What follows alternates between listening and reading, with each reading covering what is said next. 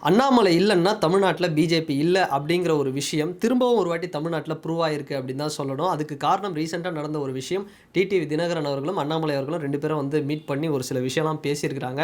என்னதான் நயினார் நாகேந்திரன் அவர்கள் வந்து ஒரு எம்எல்ஏவா இருந்தாலும், ஒரு மிகப்பெரிய ஒரு தலைவரா மாநிலத்தில இருந்தாலுமே, இன்னமும் வந்து அண்ணாமலை அவருக்கு கீழ தான் வந்து பிஜேபி அவருடைய தலைமையில தான் இயங்கிட்டு இருக்கு அப்படின்னே சொல்லலாம். சும்மா பேருக்கு வேணா நயினா நாகேந்திரன் ஒரு தலைவரா இருக்கிறாரே தவிர, ஆனா முக்கியமான முடிவுகள்லாம் மற்ற கட்சிகள்ல இருக்கக்கூடியவர்கள், "இல்ல அது அண்ணாமலை வந்தா தான் நாங்க வந்து பேசுவோம். அவர்கிட்ட தான் நாங்க சொல்லுவோம்." அப்படிங்கிற மாதிரி பண்ணிட்டு இருக்கிறாங்க. ஸோ இது எப்படி இருக்குன்னா, இந்த படையப்பா படம் பார்த்துருப்பீங்க. அந்த படத்துல செந்தில் வந்து ஒரு சட்டை ரஜினி சார் கிட்டேருந்து வாங்கி போட்டிருப்பாரு. ரஜினி சார் சொல்லுவாரு, மாப்பிள்ளை இவர் தான். ஆனா இவர் போட்டுட்டு இருக்கிற சட்டை என்னது?" அப்படிங்கிற மாரி தான் வந்து போயிட்டுருக்கு. ஸோ மாநில தலைவர் இவர் தான். நயினா நாகேந்திரன் அவர் தான். ஆனா அந்த பவர் வந்து என் கையில தான் இயங்கிட்டு இருக்கிற மாரி தான் அண்ணாமலை அவர்கள் தக் லைஃப் பண்ணிட்டு இருக்காரு. அதுக்கு காரணம் இந்த சம்பவம். டிடிவி தினகரன் அவர்கள் கொஞ்ச நாளாவே வந்து இபிஎஸ்ஸை எதிர்த்து, அதாவது இபிஎஸ் வந்து முதல்வர் வேட்பாளரா இருந்தா நான் வரமாட்டேன் அப்படின்னு சொல்லியிருந்தாரு. இன்னொரு ஒரு ஓப்பன் ஸ்டேட்மெண்ட் சொல்லியிருந்தாரு.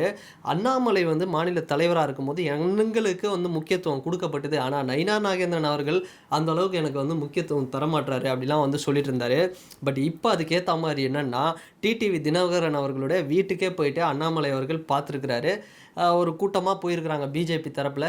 போயிட்டு ஒரு 1 1/2 மணி நேரம் பேசியிருக்கிறாங்க. என்ன பேசுனாங்க? ஏது பேசுனாங்க? அப்படின்னா, அந்த இடத்துல நயினா நாகேந்திரன் அவர்கள் பெருசா தலையிடல.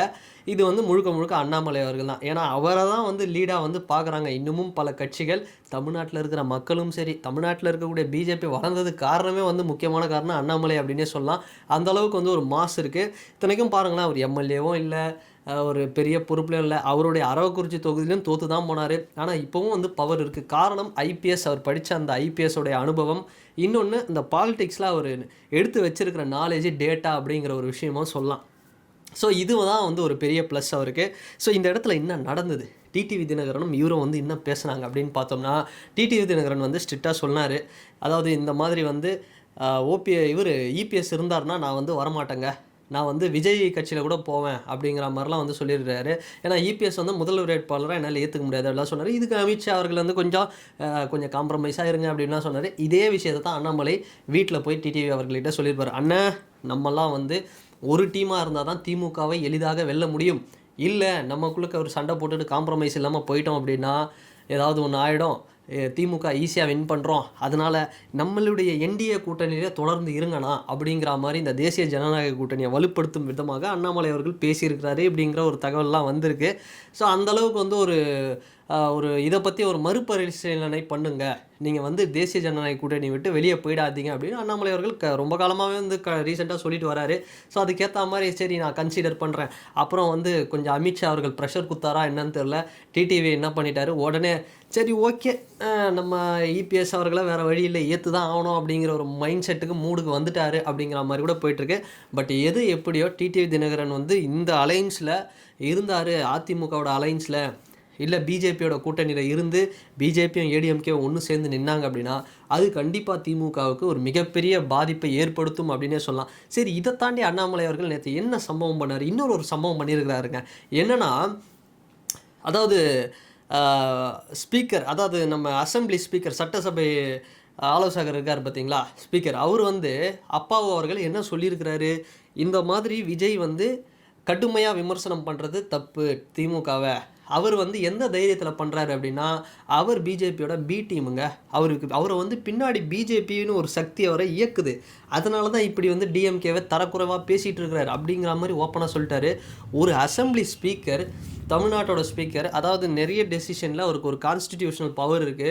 ஆனா அவர் வந்து ஒரு பக்கம் அப்படியே வந்து சாய்ந்து கொஞ்சம் பேசினாரோ அப்படிங்கிற மாதிரி ஒரு விமர்சனம்லாம் போயிட்டுருக்கு. பட் என்ன இருந்தாலும் அவர் ஒரு ஸ்பீக்கரா விஜய் அவர்கள கம்ப்ளீட்டா ஒரு கட்சியுடைய பி டீம் அவர பின்னாடி பிஜேபி இயக்குச்சு அப்படிங்கிறது சொன்னது. அது ஏற்புடையதா இருக்கா அப்படிங்கிறது எனக்கு தெரியல.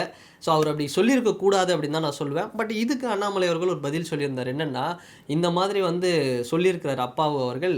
இது வந்து பிஜேபி ஃபோபியா. ஃபர்ஸ்ட் அந்த பிஜேபி ஃபோபியாலேருந்து வெளிய வரணும் அவரு. விஜய் யாரும் ஏன் இயக்கலை, அவருக்கு வாய் இருக்குது, அவர் பேசுகிறாரு, உடனே வந்து நாங்கள் தான் வந்து அவருக்கு பின்னாடி இருந்து இயக்குறோன்னு சொன்னால் இது எப்படிங்க நியாயம் அப்படின்னு. இது மாதிரி தான் வந்து என்னென்னா கமல் சாரையும் பல பேர் சொல்லிட்டு இருந்தாங்க அவரை பிஜேபி தான் இயக்குதுன்னு. அப்புறம் டிஎம்கேக்கு வந்து கூட்டணி வச்சதுக்கப்புறம் ஓகே கமல் நம்மவர் அப்படின்னு வந்து எல்லோரும் ஏற்றுக்கிட்டாங்க.